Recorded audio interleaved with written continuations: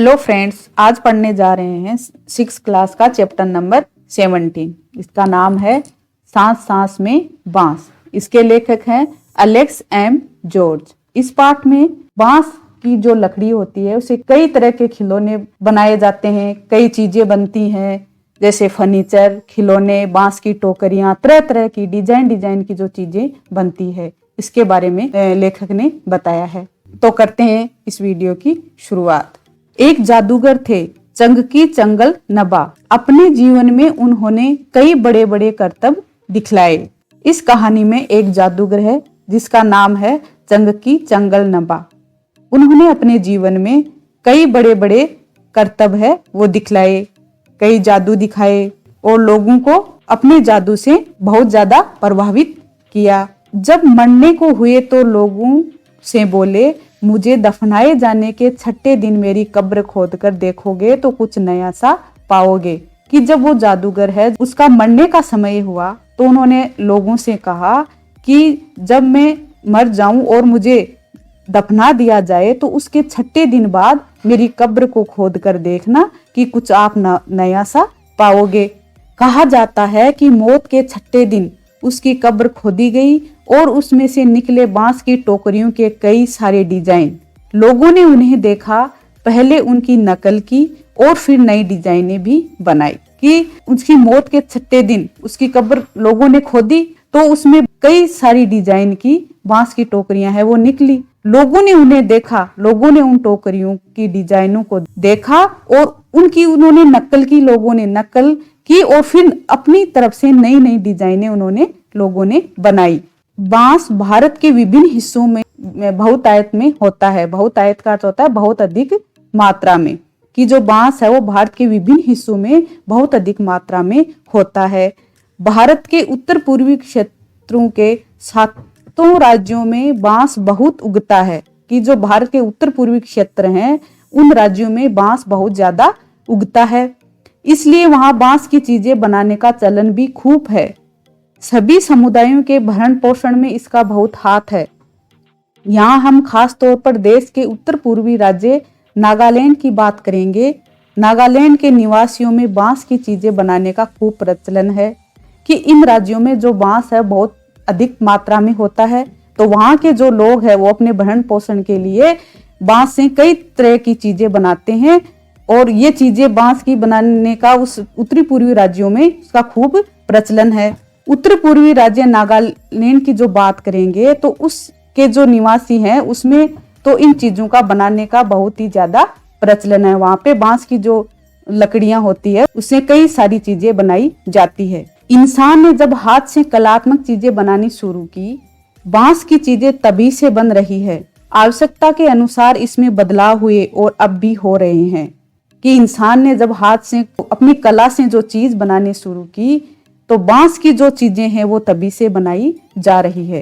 कहते हैं कि बांस की बुनाई का रिश्ता उस दौर से है जब इंसान भोजन इकट्ठा करता था। शायद भोजन इकट्ठा करने के लिए ही उसने ऐसी डलिया नुमा चीजें बनाई होगी। उस समय की बात है कि जब इंसान भोजन को इकट्ठा करते थे, जंगलों में जाते थे और अपने खाने के लिए भोजन को इकट्ठा करते थे तो उसको इकट्ठा किए को डालने के लिए भी कोई चीज चाहिए। इंसानों ने सोचा कि जो डलिया नुमा जो चीजें हैं वो उसमें बनाई होगी। क्या पता बैया जैसी किसी चिड़िया के घोंसले से टोकरी के आकार और बुनावट की तरकीब हाथ लगी हो। कि शायद ऐसा लगा होगा इंसानों को कि उन्होंने कोई जो चिड़िया होती है बैया नाम की, उसके घोंसले से जो टोकरी के आकार और बुनावट की जो तरकीब है वो उन इंसानों के हाथ लगी होगी, इसलिए उन्होंने ऐसा बनाया होगा। बांस से केवल टोकरियां ही नहीं बनती, बांस की खपचियों से ढेर चीजें बनाई जाती है। जैसे तरह तरह की चटाइयाँ, टोपियां, टोकरियां, बर्तन, बैलगाड़ियां, फर्नीचर, सजावटी सामान, जाल, मकान, पुल और खिलौने भी।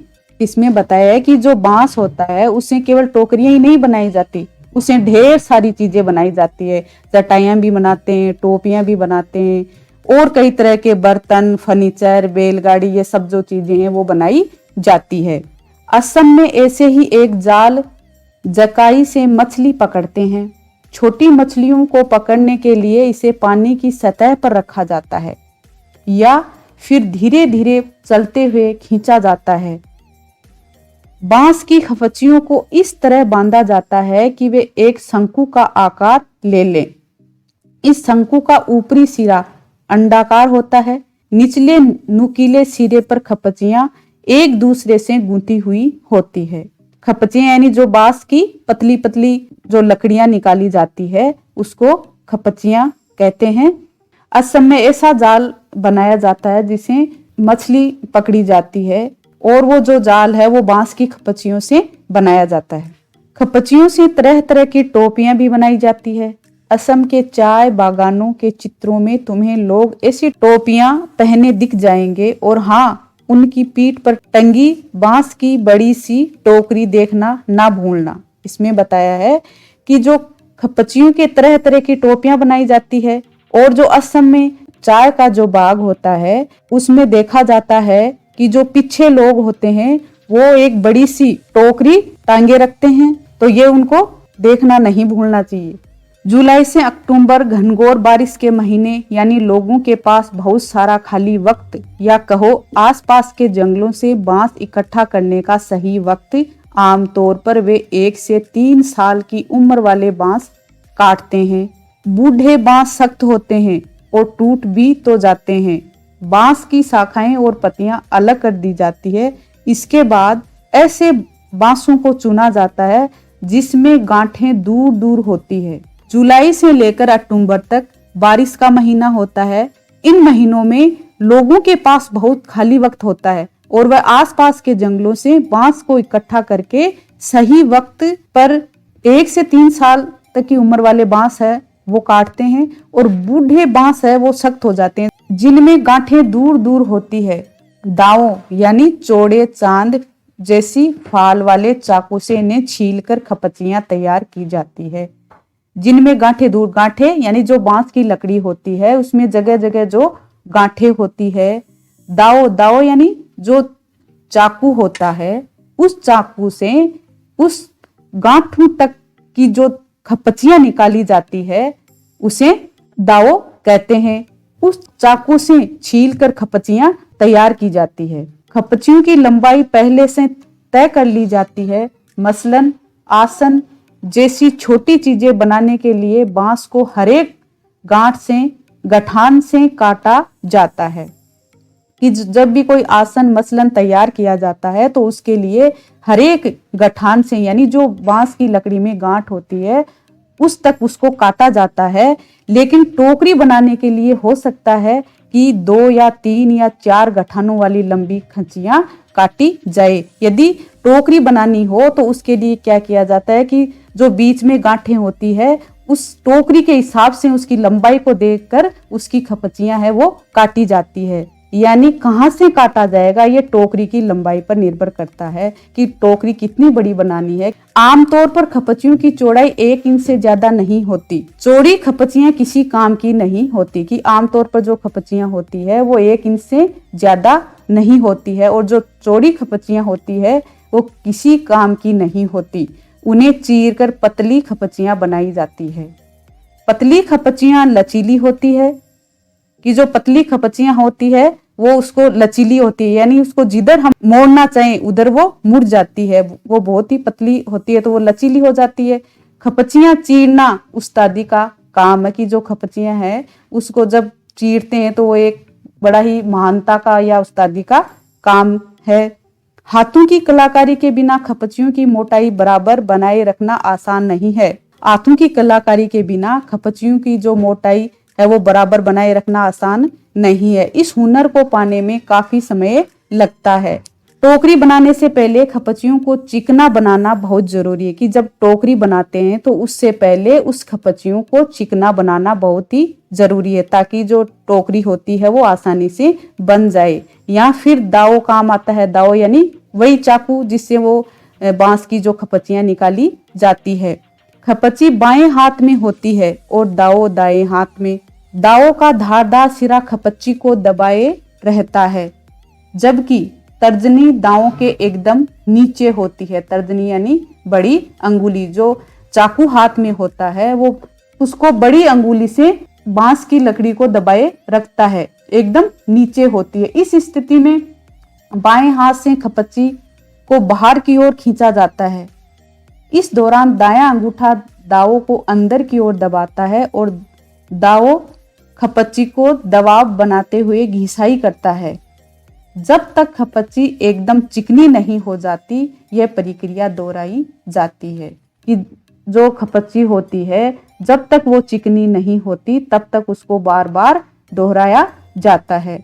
इसके बाद होती है खपच्चियों की रंगाई, कि जब जो खपच्ची होती है वो चिकनी हो जाती है और चिकनी होने के बाद उसकी क्या होती है, रंगाई होती है। इसके लिए ज्यादातर गुड़हल, इमली की पत्तियां आदि का उपयोग किया जाता है। कि खपच्चियों को रंगने के लिए गुड़हल और इमली की जो पत्तियां होती है उसका उपयोग किया जाता है। काले रंग के लिए उन्हें आम की छाल में लपेटकर कुछ दिनों के लिए मिट्टी में दबाकर रखा जाता है। कि खपच्चियों में काला रंग लाने के लिए जो आम की छाल होती है उसमें लपेटकर कुछ दिनों के लिए मिट्टी में दबाकर रखा जाता है।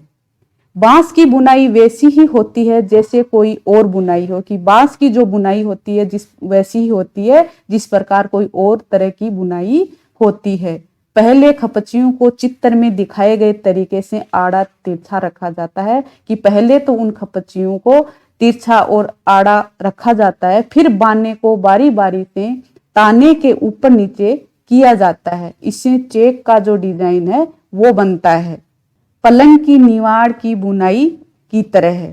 टूयल बुनना हो तो हरेक बाना 2 या 3 तानों के ऊपर और नीचे से जाता है। कि अगर टूयल बुनना हो तो हरेक बाना 2 या 3 तानों के ऊपर की ओर नीचे से जाता है। इससे कई सारे डिजाइने बनाए जा सकते हैं। टोकरी के सिरे पर खपच्चियों को या तो चोटी की तरह गूंथ लिया जाता है या फिर कटे सिरों को नीचे की ओर मोड़कर फंसा दिया जाता है। इससे हमारी टोकरी तैयार हो जाती है। चाहे तो उसको बेचो या घर पर ही काम में ले लो। बांस से मेरा रिश्ता। बांस का ये झुरमुट मुझे अमीर बना देता है। इससे मैं अपना घर बना सकता हूँ। बांस के बर्तन और औजार इस्तेमाल करता हूँ। सूखे बांस को मैं ईंधन की तरह इस्तेमाल करता हूँ। बांस का कोयला जलाता हूँ। बांस का अचार खाता हूँ। बांस के पालने में मेरा बचपन गुजरा। पत्नी भी तो मैंने बांस की टोकरी के जरिए पाई और फिर अंत में बांस पर ही लिटाकर मुझे मरघट ले जाया गया। साथ ये बताया गया है कि जो बांस है वो उनकी सांस सांस में बसा हुआ है। कि बचपन से लेकर उनकी मृत्यु तक उस बांस को काम में लिया गया। Thank you. अगर ये वीडियो अच्छा लगा हो तो इसे लाइक, शेयर और सब्सक्राइब करना ना भूलें।